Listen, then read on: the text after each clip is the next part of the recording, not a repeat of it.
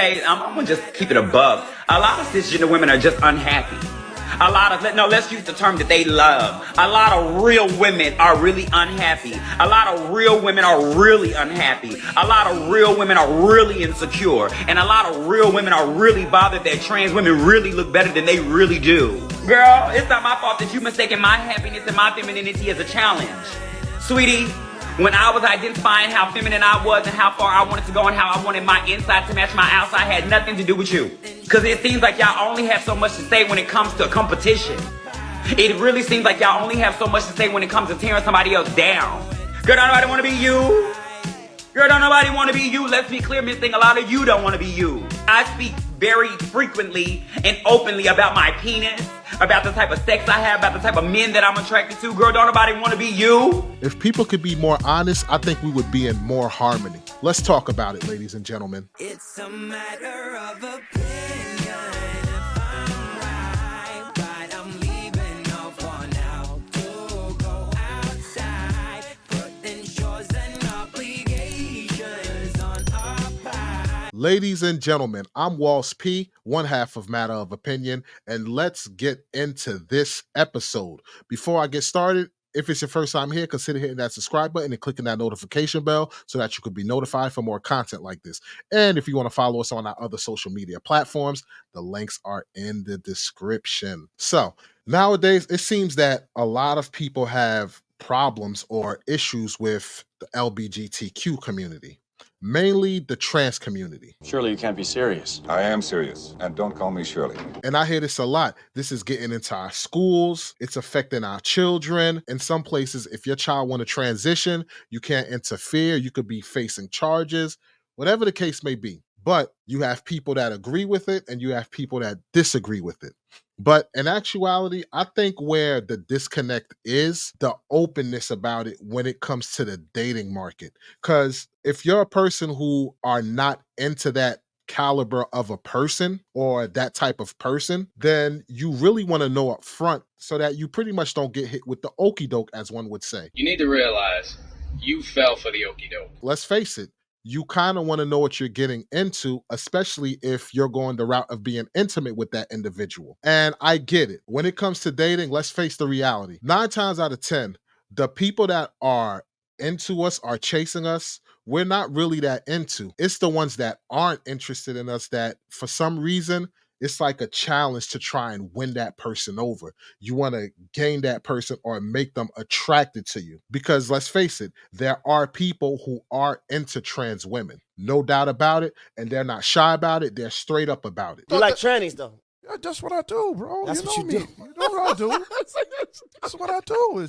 I consider myself trisexual. I'll try anything. From what I was told, I could be wrong. And of course, I'm not speaking for every transgender woman. But there are some that the guys that are into them, those aren't the guys that they want. The challenge of winning that person over and having them genuinely care for you and love you for the person inside is more validation for that individual. Now, again, this is what I was told. I don't know that 100%, but if I'm wrong, please let me know in the comment section. I would love to know.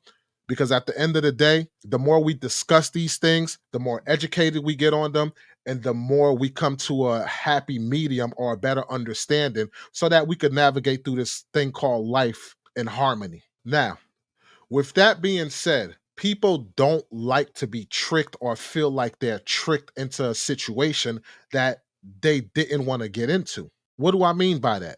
Well, you used to trick is a lie.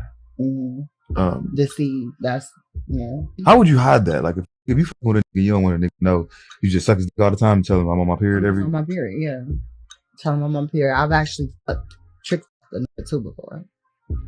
How you do that? Wait. Oh. you just get in the dark, you hold stuff like this. You hold it? Yeah, you just hold a little something, you put a little towel under, be like, I'm spotting real bad now, so just be gentle. And then when you got a lot of booty, it helps.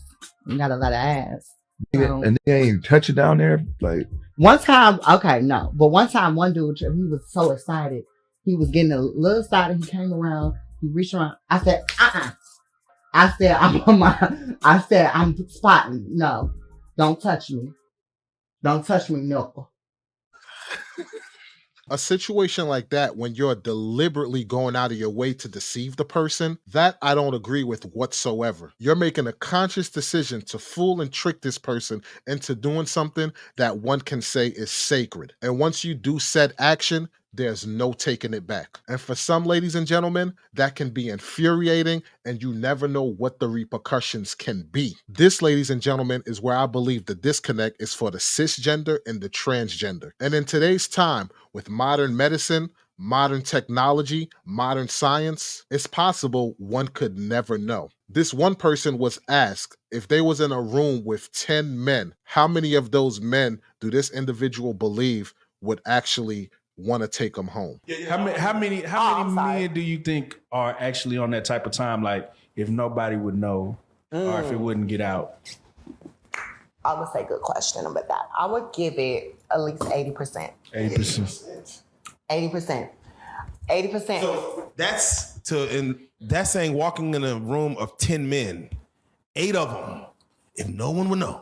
Yes. There you go. 80%. That's You just have to 23 be for yours. go ahead. You have to be very passable for the 80% though. Very passable, meaning he has no clue that you were anything.